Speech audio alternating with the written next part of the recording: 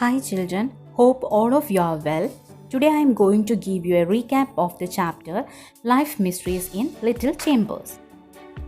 First we studied about the parts of the microscope and its functions.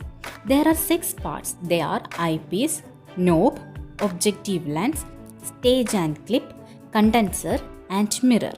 The first one is the eyepiece. It is the lens used to the viewer looks through to see the specimen. The second one is the knob. It is used to adjust the focus. Then next one is the objective lens. It magnifies the object and produce the real image of the object. Next one is the stage and clip. The stage is used to place the slide and the clip is used to fix the slide firmly to the stage. Next one is the condenser. It controls the light. Next one is the mirror, which reflects the light to the diaphragm. Next we studied about the preparation of observation material.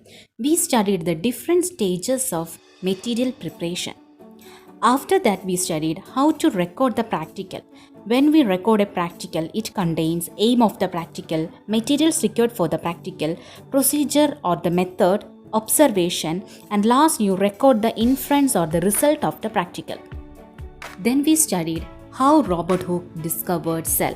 He observed the section of cork through a simple microscope and called the tiny chamber seen in the section cell. Next we studied milestones in the history of cell biology. First, Robert Brown, he discovered center of cell and named nucleus.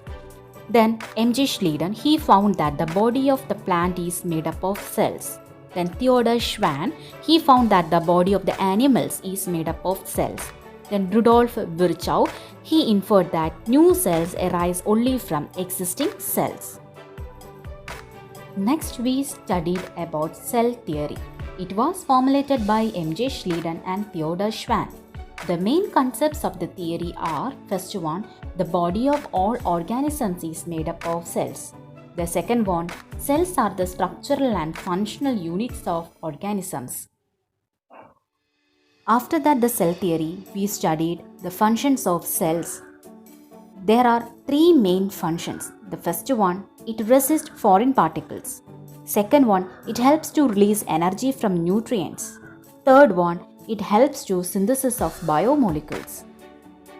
Next, we studied about the cell organelles, and their functions.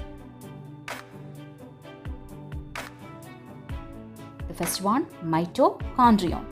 It is known as powerhouse of the cell.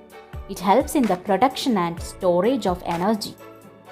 Endoplasmic reticulum. It is the passage in the cell.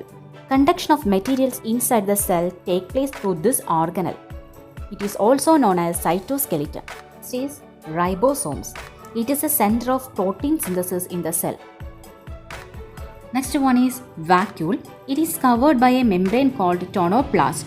It stores water, salts, excretory materials, etc. Golgi complex. It collects cell secretions like enzymes, hormones, mucus, etc. in its small vesicles. It is seen in plenty in glandular cells. After the cell organelles, we learned about electron microscope. It magnifies the object million times and the source is electrons. From electron microscope, we get a thorough understanding of microscopic cell organelles. Next, we learned the structure of nucleus. Nucleus consists of 5 parts. They are nuclear membrane. It covers the nucleus. The nuclear pores, the holes that present in the nuclear membrane. It helps in the conduction of materials to and from the nucleus. Next one is nucleoplasm. It is the fluid part of the nucleus. Nucleolus and chromatin reticulum are seen here. The next one is the nucleolus. They play a major role in synthesis of ribosomes. The next one is the chromatin reticulum. They carry gene, the genetic or hereditary material. Next we studied about the prokaryotes and eukaryotes.